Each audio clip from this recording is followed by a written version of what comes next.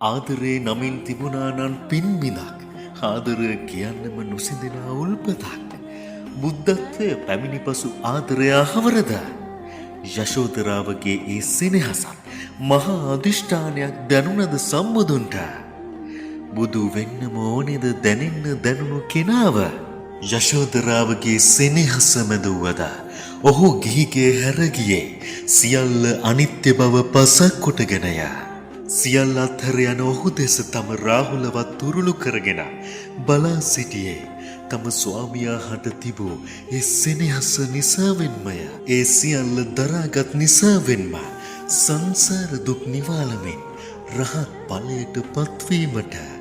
ඇයට හැකි වූවා. ඉතින් යශෝදරාවන් සහ සිද්ධාර්ථයන් නොවේද මනුලොව පහළ වූ සුන්දරතම සහ අමරණීයම ආදරවන්තයින් දෙපළ.